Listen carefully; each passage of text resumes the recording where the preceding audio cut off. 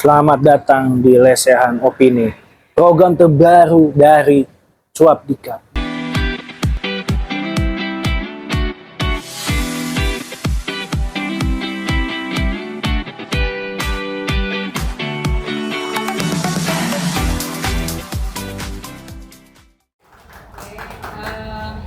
Assalamualaikum warahmatullahi wabarakatuh. Selamat sore, salam sejahtera untuk kita semuanya. Pertama, saya sebenarnya bukan pembicara awal ya, bukan narasumber awal.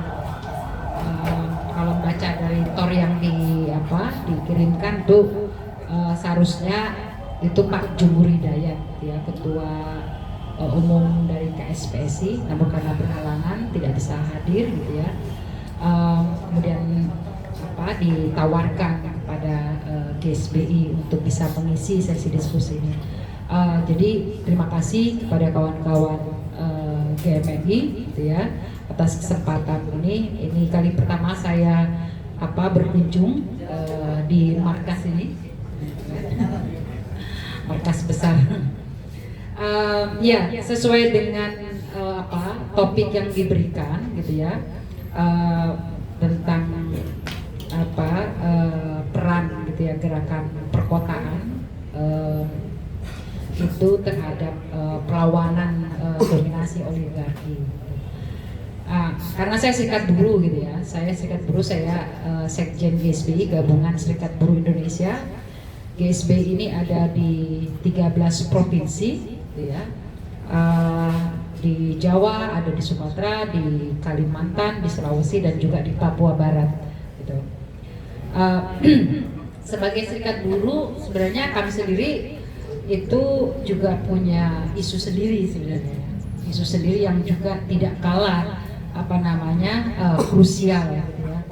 Isu tentang kami terus melawan dari sejak rezim Orde Baru gitu, karena kebetulan GSBI ini berdiri dari diorganisasikan dari sejak 95. Jadi dari masanya rezim Orde Baru kita terus melawan politik upah murah gitu ya.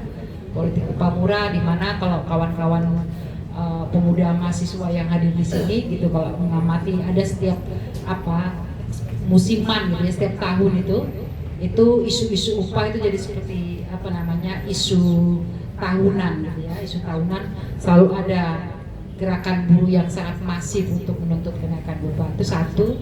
Kemudian tentang tentang melawan fleksibilitas pasar tenaga kerja karena tidak adanya kepastian kerja gitu ya.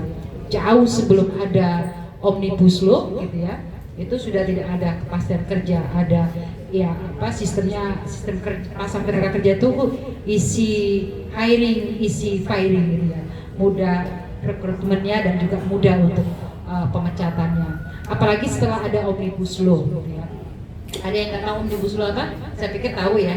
Omnibus Law, Undang-Undang Cipta Kerja, produk selain PSN itu ada Omnibus Law juga warisan dari presiden sebelumnya yang tadi disebut-sebut oleh Pak Tony dan Pak Kolit tadi itu, termasuk tadi juga Bung Dendi juga menyebut itu warisannya. Setelah ada Omnibus Law ya kepastian kerja semakin tidak ada, apalagi sekarang khususnya untuk di sektor mereka yang bekerja di sektor tekstil, garment, sepatu itu sekarang menghadapi ancaman PHK massal karena banyak pabrik kemudian itu tutup. Banyak pabrik selain yang relokasi ya, Jakarta pindah ke Jawa Tengah, itu beberapa di Tangerang, kemudian juga relokasi ke Jawa Tengah gitu ya, ke kota-kota atau daerah-daerah yang berupah murah gitu. Itu isu sektoral di gerakan buruh yang nyata sebenarnya kayak begitu ya, dimana sebagai serikat buruh tentu saja kami punya concern, kami punya fokus ya untuk fight terhadap hak yang dinyatakan oleh negara ini lewat undang-undang, lewat konstitusi.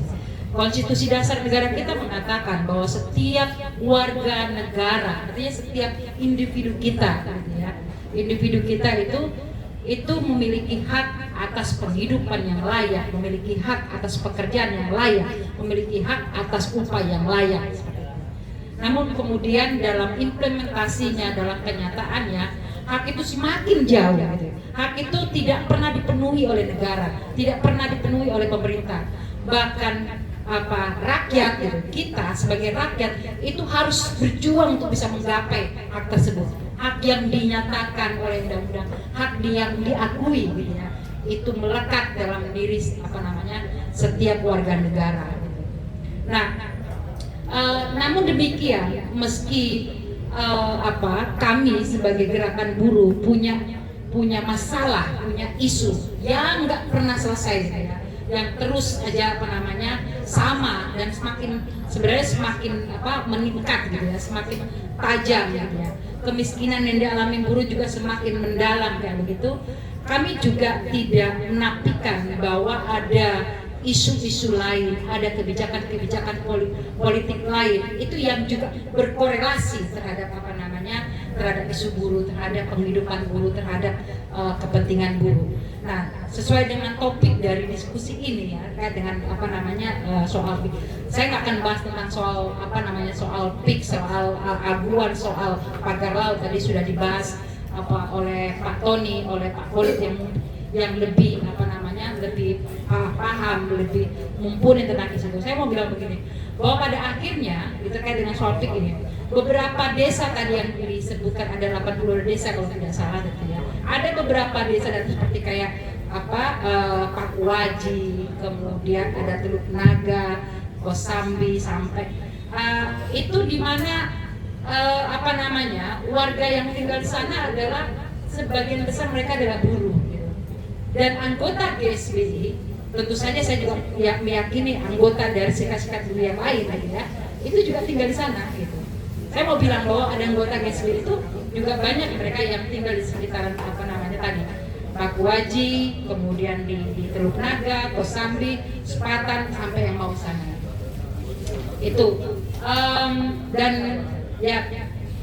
kami dulu punya perlawanan yang cukup panjang, gitu ya, cukup panjang, ketika ada dulu sekitar lebih 3.500-an buruh warga dari desa-desa yang tadi saya sebutkan, gitu ya. Mereka bekerja di satu pabrik di kota Tangerang. Terus karena kemiskinan mereka tidak punya pendidikan yang formal, gitu ya. Untuk masuk kerja mereka harus menggunakan ijazah orang lain. Kemudian itu diketahui oleh perusahaan, gitu ya. Setelah bertahun-tahun, belasan tahun mereka bekerja, diketahui oleh perusahaan, mereka tidak bisa membuktikan keaslian dari ijazah yang mereka pakai untuk melamar kerja, mereka kena PHK. Ya, mereka kena PHK karena ada perusahaan pada waktu itu memberikan pilihan, gitu ya, pilihan mengundurkan diri atau dilaporkan polisi karena itu pemalsuan dokumen negara kan, ijazah kan, jadi pemalsuan ijazah. Jadi mereka sudah bekerja belasan tahun, bahkan ada sampai puluhan tahun, dari masih anak-anak sampai kemudian menikah dan punya anak, gitu ya. Itu kita mengorganisasikan, ya, pada saat mereka dibakar mereka gibah aja, jalan saja, gitu ya. Takut kalau misalnya dipidanakan, dilaporkan polisi. Jadi terima seadanya uang kompensasi yang diberikan oleh perusahaan, gitu. Nah, tapi kita merasa bahwa ini tidak adil, gitu ya. Ini tidak adil. Mereka yang sudah belasan tahun, puluhan tahun menyumbangkan dihisap tenaganya, dihisap waktunya oleh perusahaan, gitu ya, sehingga perusahaan kemudian terus mendapatkan profit, dan mengakumulasi profitnya kemudian bisa berekspansi, gitu kan, bisa terus berekspansi dan semakin besar, dari yang cuma punya satu pabrik kemudian bisa punya dua anak cabang yang bisa dia bangun. Itu kan dari keringat buruh, gitu. Kita merasa bahwa PHK yang menggunakan ijazah palsu tadi, gitu ya, isu dari ijazah palsu tadi itu tidak adil. Sehingga dulu kita organisasikan, dan ketika kita mengorganisasikan perlawanan itu tidak hanya buruh dan juga keluarganya, gitu ya, tapi juga komunitas warga, ya, komunitas warga di mana di desa-desa di mana buruh, di mana anggota GSBI yang menjadi korban PHK sewenang-wenang, PHK yang tidak tersebut, gitu. Karena warga, gitu ya, karena tetangga, karena keluarga perlu diedukasi, gitu ya. Mereka perlu diedukasi mereka perlu diberikan pemahaman, mereka perlu dibangun kesadaran, gitu. Untuk tidak sekedar menyerah, untuk tidak sekedar menerima begitu saja, tapi melakukan perlawanan secara bersama-sama. Karena tidak mungkin berlawan itu, apalagi melawan kekuasaan modal, gitu ya. Melawan kekuasaan modal itu dengan orang per orangan. Itu yang pengalaman yang pernah kami lakukan, kayak gitu. Nah, jadi bagaimana kemudian korelasi gerakan buruh di perkotaan terkait dengan isu PIK 2 atau terkait dengan perlawanan yang dilakukan Pak Holid dengan teman-temannya, gitu ya, sesama petani, sesama nelayan, gitu ya, dalam melawan melawan PSN PIK 2, melawan oligarki, gitu. Saya nggak punya punya pandangannya, dan selain ya seperti yang tadi disampaikan oleh Bung Tony, gitu ya, membersamai dengan mereka, gitu. Bersama-sama dengan mereka. Saya pernah sampaikan ini ketika bulan Desember lalu, itu saya menghadiri acara waktu itu ya, Musyawarah Rakyat Banten Bersatu, gitu ya. Musyawarah Rakyat Banten Bersatu, saya menyampaikan itu ketika ada salah satu petani dari Bontang itu menyampaikan PIK 2 ini, aguan ini itu punya polisi, gitu ya. Maksudnya dia didukung oleh polisi, gitu. Mereka punya polisi, mereka punya bupati, mereka punya gubernur, punya DPRD, punya presiden yang mendukung PIK 2, yang mendukung aguan. Itu tidak terbantahkan, gitu. Itu tidak terbantahkan seperti itu. Karena oligarki kemudian dia untuk bisa bisa memperbesar, mengekspansi bisnisnya, gitu ya, bisnisnya, modalnya tadi, dia kan perlu ada ada dukungan sistem untuk mengamankan kepentingannya, gitu. Itulah yang dilakukan oleh aguan, itu yang dilakukan oleh oligarki, gitu ya, oligarki. Nah, jadi apa yang kita lakukan ya, selain dengan ya membersamai, menyambut, saya sampaikan itu ke di Banten itu ya, ketika kawan-kawan petani, kawan-kawan nelayan di sini itu berencana melakukan aksi demonstrasi untuk menolak PSN PIK 2, membatalkan, mencabut PSN atas PIK 2 ke Jakarta, gerakan perkotaan, gerakan buruh, gerakan pemuda tentu saja harus menyambut itu. Dan saya nggak bilang bahwa itu sekedar solidaritas, gitu ya. Gerakan buruh ketika kita bicara tentang PIK 2 atau kita bicara yang umum misalnya, itu tentang perlawanan terhadap perampasan tanah. Ketika mahasiswa juga kemudian bicara terhadap perlawanan perampasan tanah, gitu, dari mana saja lah, tidak hanya di Kabupaten Tangerang dan Serang saat ini lah misalnya, gitu ya, yang viral saat ini, itu bukan atas nama solidaritas, kawan-kawan. Menurut saya, gitu, karena kita punya kepentingan untuk itu. Karena kalau sekedar bersolidaritas kan berarti sukarela, gitu. Kita boleh bergabung dengan mereka, kita boleh nggak bergabung dengan mereka, kan gitu, ya kan? Kita boleh mendukung perjuangan mereka, boleh enggak. Kita boleh turut kemudian memperluas, memperhebat kampanye mereka terhadap perlawanan perlawanan yang mereka angkat, ya, gitu ya, yang mereka gaungkan, boleh tidak, kan gitu. Itu kan solidaritas, gitu. Tapi kalau saya bilang kita berkepentingan, gerakan buruh berkepentingan, gerakan mahasiswa berkepentingan. Kenapa? Karena ketika kita tidak menjadikan isu mereka menjadi isu kita, gitu ya, mereka akan sendiri, gitu. Pemuda, mungkin juga ada mahasiswa di desa-desa yang akan tadi terancam tadi itu, atau buruh juga yang tinggal di desa-desa tadi yang disebutkan itu, mereka akan kehilangan tempat tinggal.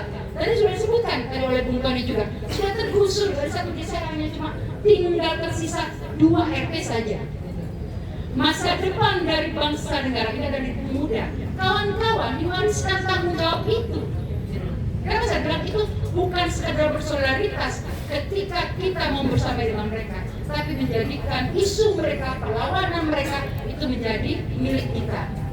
Tapi dia dihasilkan, dilahirkan dari proses konsolidasi, proses edukasi, proses gerakan dari yang kecil menjadi yang besar. Jadi seperti yang tadi juga diharapkan oleh Pak Kolit, saya pikir itu juga bukan cuma harapannya Pak Kolit, tapi juga harapan khususnya gitu ya, petani, nelayan di Banten sana gitu ya. Pak Kolit dan kawan-kawannya itu berharap bagaimana kemudian gerakan di perkotaan, ada gerakan kelas buruh, itu ada gerakan buruh, ada gerakan pemuda mahasiswa di sini, ada FMN, ada Genvin, mungkin ada banyak lagi yang bisa kita rangkul. Itu bisa kemudian bersama dengan mereka, bahkan ketika mereka pun kemudian merencanakan, jadi mereka dari rencana gitu ya, datang ke Jakarta, kita akan menyambut mereka dengan gegap kita. Maka dengan demikian mereka nggak merasa sendiri berjuang untuk itu. Terima kasih, itu saja saya. Assalamualaikum warahmatullahi wabarakatuh.